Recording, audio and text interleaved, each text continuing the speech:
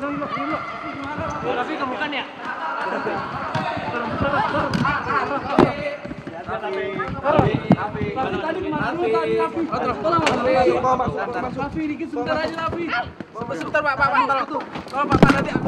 Pasca sebulan ditangkap petugas BNN, pasca penggerebekan yang terjadi tanggal 27 Januari silam, kasus host dahsyat Raffi Ahmad masih menjadi pusat perhatian publik hingga kini.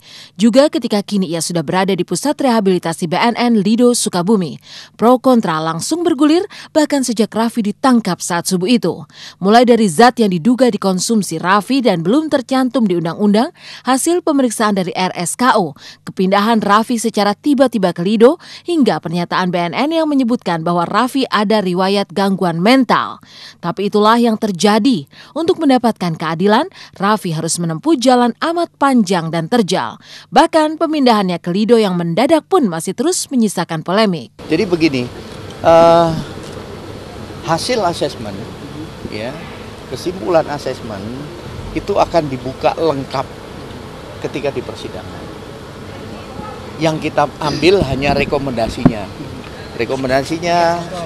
agar rehabilitasi medis, dan itulah yang menjadi dasar dari penyidik untuk melakukan rehabilitasi. Tapi yang namanya asesmen itu pemeriksaan juga secara psikis oleh psikiater, oleh psikolog dan sebagainya, secara komprehensif, fisiknya dan sebagainya. Nah, para ahli itulah yang kemudian menyimpulkan hasilnya, kemudian menyampaikan rekomendasinya. Nah, kalau berbicara ahli, nanti ahlinya yang akan bicara di pengadilan. Supaya tidak pro kontra, kita sebaiknya menunggu di pengadilan, dan di situ nanti tentunya lawyer akan bertanya, jaksa akan bertanya, hakim akan bertanya kepada para pakar yang diajukan sebagai ahli. Untuk isi, sekali lagi, untuk isi asesmen RSKO, kita menerima resmi tertulis. Dan itu nanti akan dijelaskan di depan sidang pengadilan oleh ahli. Kami tidak dalam kapasitas kalau bicara sepotong-sepotong, nanti penafsirannya lain. Justru yang mau kami pertanyakan, tes psikis yang sudah dilakukan oleh BNN itu apa bentuknya? Dokter mana yang sudah melakukan tes psikis terhadap Raffi sehingga mereka mengambil kesimpulan bahwa Raffi ada riwayat gangguan mental, gitu loh. Itu stigma yang sangat buruk di masyarakat. Dari awal kita udah berusaha menjaga harkat, martabat dan kehormatan Raffi. Dengan mereka memberikan stigma buruk bahwa ada riwayat gangguan jiwa, itu sangat merugikan klien kami.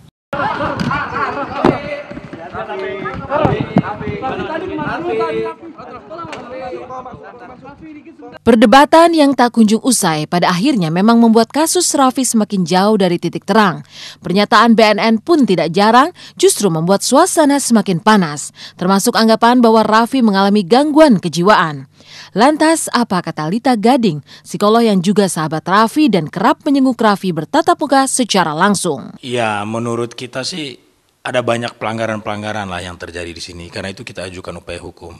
Itu soal bertele-tele itu kan kewenangan mereka untuk melakukan proses pemeriksaan sampai sejauh mana mereka merasa bukti cukup, gitu loh. Tetapi menurut kita sampai saat ini tidak ada bukti cukup untuk menjerat Raffi, apalagi untuk menyatakan bahwa dia pecandu. Iya, makanya saya juga sampai bingung ya, kenapa sih orang begitu mudahnya mencap orang itu sebagai gangguan jiwa. Gangguan jiwa itu nggak semudah itu loh, karena gangguan jiwa itu punya ciri-ciri dia yang sangat nampak itu adalah incoherent. Dia tidak connect antara dia berpikir, berperilaku dan sebagainya, itu nggak nyambung gitu. Nah, kalau seorang Raffi itu kan masih semuanya nyambung gitu loh. Dia bisa menghasilkan uang, bisa berkarya dengan baik, masih juga bisa bersosialisasi dengan bagus. Itu bukan orang gangguan jiwa. Enggak lah, mana gangguan mentalnya Raffi. Aneh kalau ada yang bilang gangguan mental tuh harus dicek dari mana. Mungkin kalau memang dia ngerasa boring, stres, itu ya bisa aja, namanya juga orang biasa beraktivitas dari pagi sampai malam, ada aktivitas terus tiba-tiba mungkin ditahan terus nggak ada aktivitas, wajar kalau bukan gangguan mental ya, mungkin bahasanya agak terlalu kasar kalau bilang gangguan mental gitu. Kalau orang boring, bosan pasti iya gitu. Siapa sih yang nggak bosan kalau udah biasa beraktivitas terus tiba-tiba di stop semua aktivitasnya, terus harus diam, harus lihat tembok, harus nggak ngapa-ngapain gitu kan, itu wajar kan. Jadi bukan gangguan mental yang takutnya kan orang bahasa gangguan mental ini kan luas ya, bahaya. Wah, Raffi bisa dibilang wah gangguan mental, gila dong itu. Enggak segitunya. Memang belum ada titik terang dari kasus Raffi Ahmad hingga kini. Polemik masih terus berkepanjangan. Sementara pemindahannya ke Lido juga penuh dengan perdebatan. Sebulan sudah Raffi menjalani kasusnya, banyak peristiwa mewarnai sepanjang kasus ini bergulir. Dukungan untuk Raffi pun seperti tak putus-putus. Bisa dilihat dari sejak awal Raffi ditahan di gedung BNN Cawang, Jakarta Timur, tak pernah putus dalam sehari pun artis-artis datang menjenguk. Mulai dari keluarga, sahabat hingga para fans. Berbagai usia, mulai dari Nizam yang masih anak-anak hingga artis-artis senior seperti Pong Hardjatmo. Bahkan Pong Hardjatmo sempat sampai berdemo di depan BNN demi memberantas narkoba. Ya supportnya aja buat dari kita semua, dari semua. Dari sahabat dahsyat, dari semua, dari saudara-saudara saya, ibu-ibu, semua keluarga di rumah, tangga anak-anak, semua pokoknya buat kakak Raffi. Banget sama Raffi, semua ada di belakang dia. Jadi dia nggak sendiri. Didoain tiap hari. Mudah-mudahan cepat selesai. Teman-teman gas salam semua. Iya, teman-teman gas salam gabungan artis seniman Sunda ada di belakang Raffi Ahmad. Raffi sosok yang baik, Raffi pekerja keras, Raffi temennya banyak, Raffi dicintai banyak orang ya. Ya terbukti selama ditahan di sana kan itu hampir semua yang hadir tuh tamunya Raffi gitu ya. Maksudnya teman yang berkunjung pagi, siang, sore, malam ya. Raffi anak muda yang berprestasi ya. Saya sempat mengingatkan beberapa minggu ini tiap hari sangat saya ingatkan bahwa kamu bekerja terlalu keras gitu, bekerja dari Senin sampai Minggu, dari pagi sampai Minggu. Saya udah ingatkan untuk kurangin deh jadwalnya agar punya waktu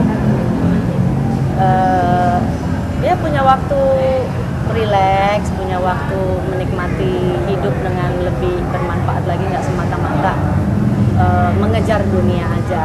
Melihat teman-temannya Raffi, semua pekerja-pekerja seni yang support Raffi Ahmad begitu banyaknya, jadi membuat saya sangat terharu dan saya itu terobatilah buat seperti yang masalah ini. Dukungannya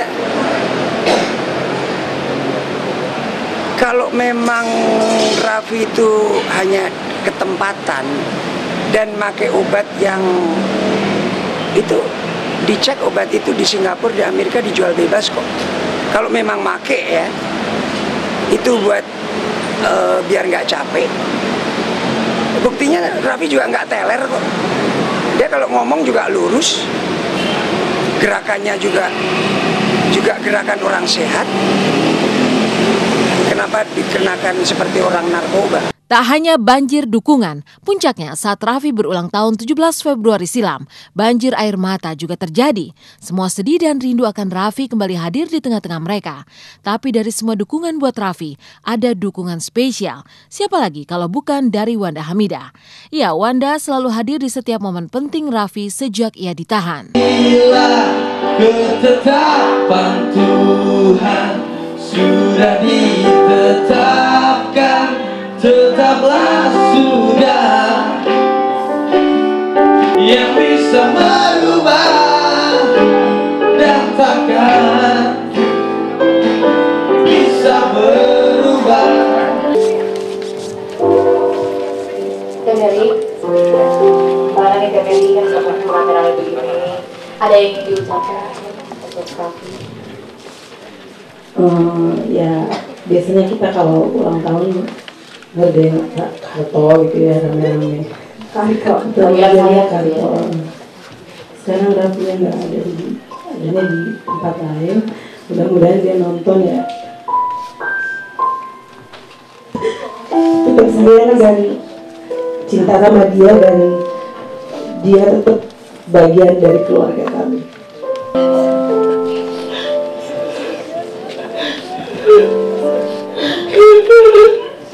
Ya, mungkin nanti Olga tenangin diri dulu kali ya. Happy birthday AA, happy birthday, happy birthday, happy birthday AA, happy birthday AA. Pastilah, saya kan sahabat sejati, cinta sejati. Jadi insya Allah saya mau jengukin ke Lido, ke Sukabumi. Mau diwawancara tentang Raffi Ahmad. Kita mau ke Sukabumi kagak? Kita konvoy ya? Kita ke Sukabumi. Sekarang nih mau ke Sukabumi.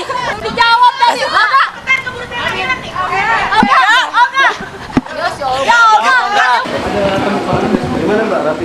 Sehat. Mbak kenapa sih akhirnya mutusin buat doain nemenin aja, Raffi? doain aja. Mbak. Iya dong, kan kasih support moral. Oh, makasih. Sebagai kekasih ya Mbak? Dong Mbak Wanda. Iya harus dong, harus. Sebagai bentuk ada dukungan. Ada hubungan nggak Mbak?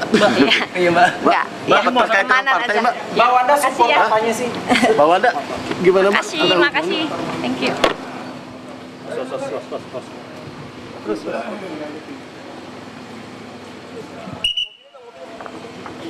Masih teman baik deh. Saya merasa ya kalau Raffi membutuhkan saya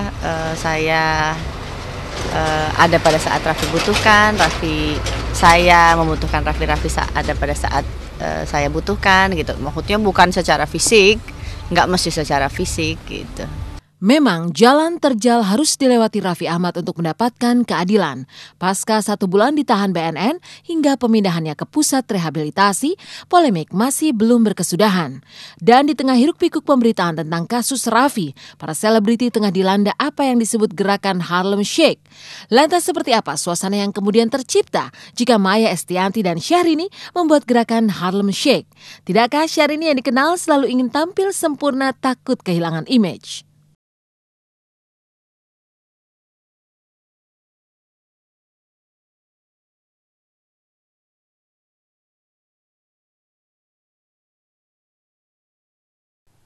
Di tengah pemberitaan panas tentang Raffi Ahmad yang sudah memasuki 1 bulan penuh, kini muncul demam baru di kalangan selebriti. Dari mulai panggung dahsyat, Maya Estianty, Syahrini, hingga The Changcuter sedang dilanda euforia tarian Harlem Shake.